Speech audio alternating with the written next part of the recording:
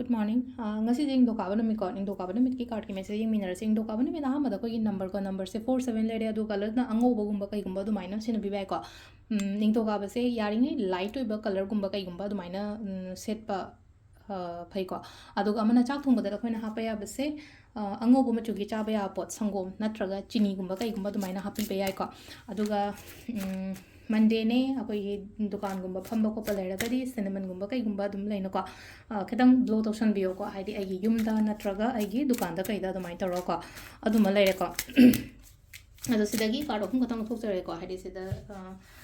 sida leiriba card sing sidagi card number 1 card number 2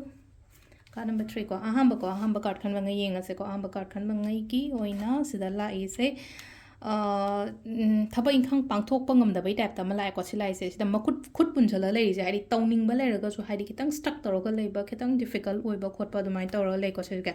anu ko thaba inkhang hogun ko yara ga dia adi kitang aina hog matam da ngonda kana ba khot pa yam ka haina phangba oi de ba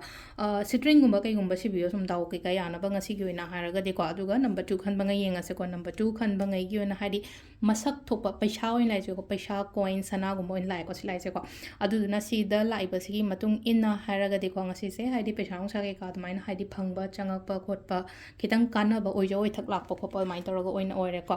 aduga two of swords like two of swords confusion gumba lei budonga si confusion clarity ma yei leita ba ga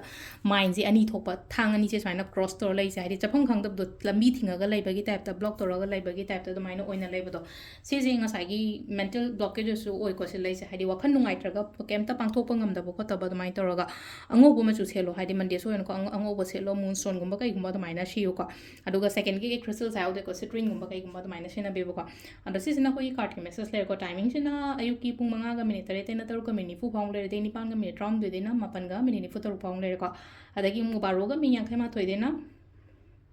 nungda oiram gi